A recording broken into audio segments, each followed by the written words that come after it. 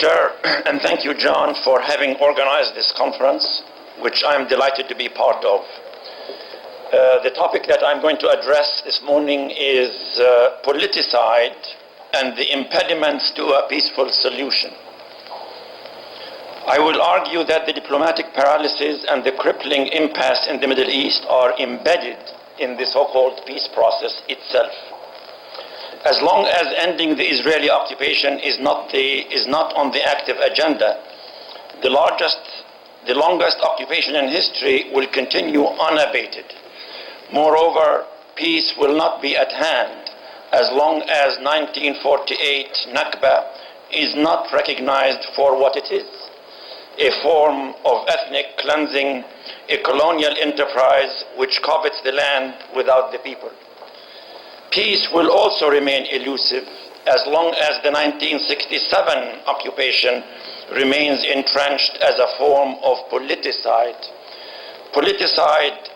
genocide, and as long as U.S. diplomacy is associated with both calamities.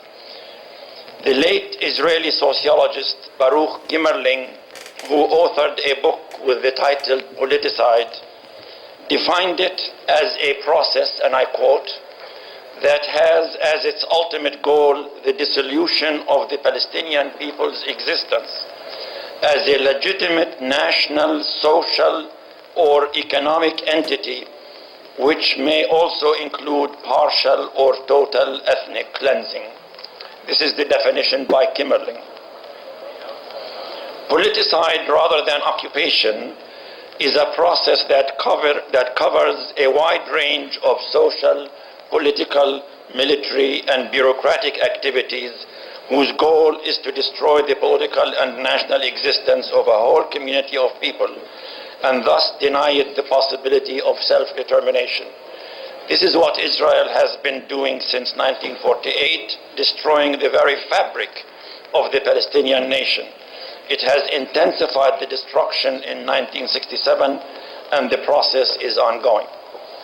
The national aspirations of the Palestinians for full independence have thus been thwarted, not only by military means, but also by diplomatic, bureaucratic, and demographic policies, all of which are components of this politicide.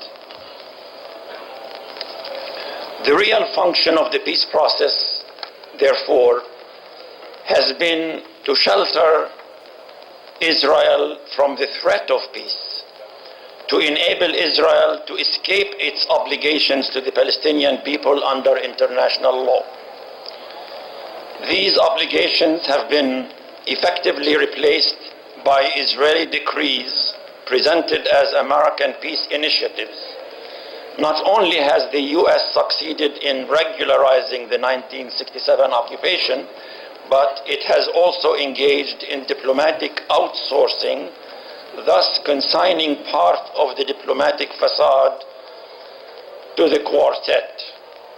Indeed, since the inception of this so-called peace process, Washington has been acting as peacemaker, while at the same time it served as Israel's chief weapon supplier, bankroller, and diplomatic backer.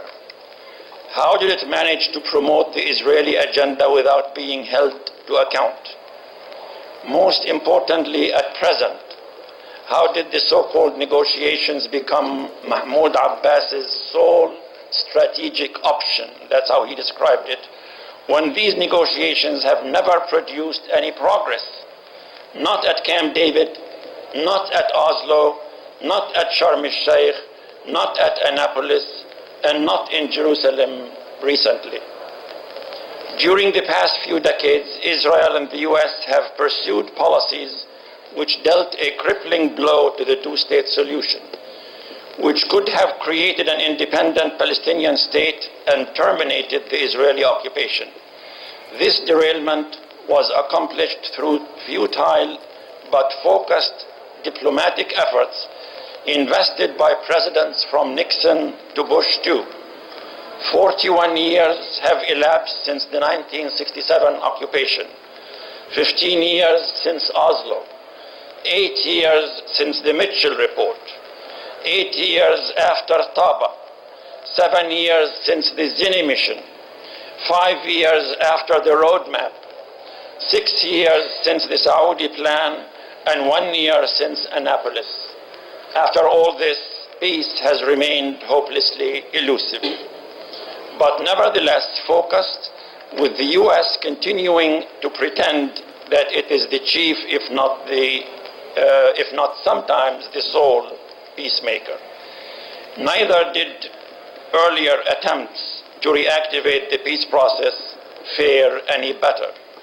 So since 1948, the question of Palestine has been the focus of numerous UN resolutions that uphold the right of Palestinians to return to their land and property, to establish their own independent state alongside Israel, to receive compensation, and to gain restitution.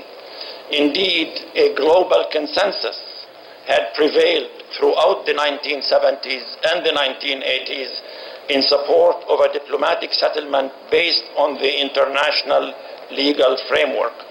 But all efforts towards an equitable settlement were sabotaged, ironically, by none other than the managers of the peace process itself. A legacy of rejectionism on the part of Israel and the self-designated peacemaker has prevailed ever since the Rogers Plan of 1969. Israel has managed to reject a number of U.S. proposals, even when some of these proposals did not include full withdrawal from occupied territories and/or Palestinian sovereignty. The first casualty was the Rogers Plan, followed by Israel's frustration of Governor Scranton's mission on behalf of President Nixon in 1970. Also, the rejection of President Sadat's Land for Peace and Mutual Recognition proposal of 1971. The rejection of President Carter's call for a Geneva International Conference in 1977. The Reagan Plan of 1982. The Schultz Plan of 1988. The Baker Points, because he did not want it to be called a plan, of 1989, and the successful efforts to thwart President Bush's senior's attempt to link loan guarantees to the issue of Jewish settlements in and around Jerusalem in 1990. Obviously, President Bush, the son, is keenly aware of his father's ordeal as he embarked on integrating his strategy into that of General Ariel Sharon. The PLO and the Arab states had associated themselves with this global consensus that I've been talking about, and expressed in countless documents, including the 1971 Sadat offer, the Security Council resolution of 1976 calling for implementation of Resolution 242, and a two-state solution, the European Venice Declaration in June of 1980 on behalf of the European Community, which used to be called European Council at that time, that recognized the Palestinian right to self-determination. So it's really a global consensus that I'm talking about here.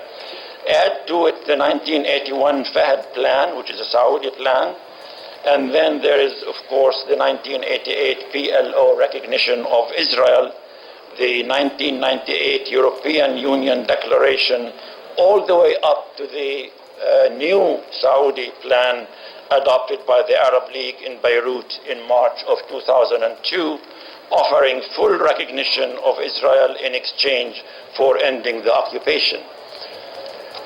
The theory and practice of the peace process, which was based on the assumption that peace in the Middle East can only emanate from Washington, had in effect undermined all serious efforts to bring peace to the region.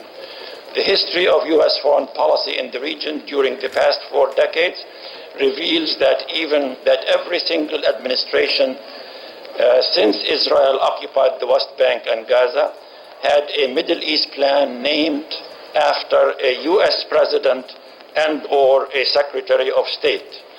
That same history reveals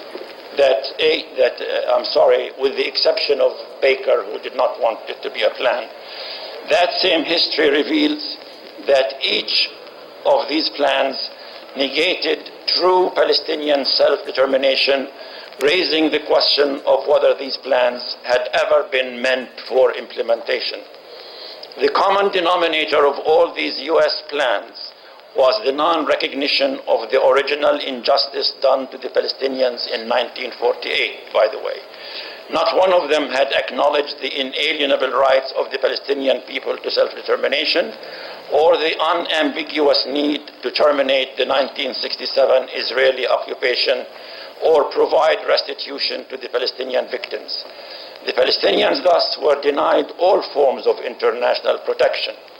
The US has used its Security Council veto nearly 50 times, either to shelter Israel from international reproach for violating the human and national rights of the Palestinian people, or to deny the Palestinian international protection from an ongoing Israeli campaign of ethnic cleansing, dispossession, and Bantustanization of the occupied territories. Thus, Israel has been able to escape public and diplomatic scrutiny.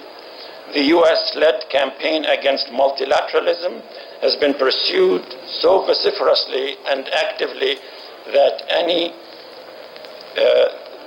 mention of international law, the right of return for refugees, and even UN resolutions has become, to the US, to Israel, and to some European allies, the equivalent of intransigence and anti-peace obstruction.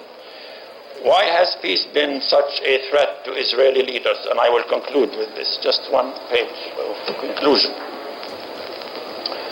For Israel, the danger of a permanent peace emanates from a perceived demographic threat. Sometime between 2005 2010, Palestinian Arabs living under US control were to become a majority between the Jordan and the Mediterranean Sea for the first time since 1948. At present, the number of Palestinians living between the river and the sea under Israeli control is approximately 5.2 million, compared to 5.1 million Israelis. Short of giving the Palestinians equal rights in one state, Israel is left with three options. Option number one is to acquiesce in the establishment of a separate sovereign Palestinian state. The second option is to expel much of the Palestinian population. And the third option is keeping the Palestinians confined in apartheid-style cantons, which in essence is Sharon's plan of 1981. America's pretense for the role of honest broker is finished, I think. It was conclusively finished when the US, Israel, and the PA could not accept Hamas's electoral victory. The US, Abbas, and Israel are determined to undo that victory, first by the embargo and attempts at starvation, and now by abducting the top Hamas leadership and smashing its infrastructure. Abbas, Olmert, and Bush have colluded to bar Hamas from assuming actual power, thus causing a bloody war among certain sub-factions of Fatah and Hamas. Despite the formation of a government of national unity in the Mecca Agreement, neither the US nor Israel is now willing to revive a peace process and pursue negotiations in good faith. Thus, diplomatic failure has been embedded, as I conclude with, in the peace process, and that whole strategy contributed to the beginning of a new discourse about a single state based on the equal protection of the law. In conclusion, what the new president should do, I think he should convene a working group of respected individuals known for their wide familiarity with the situation and for their integrity. This panel should study the numerous plans that I mentioned in my talk here of the past 4 decades and determine why they did not succeed after 40 years. Thank you very much.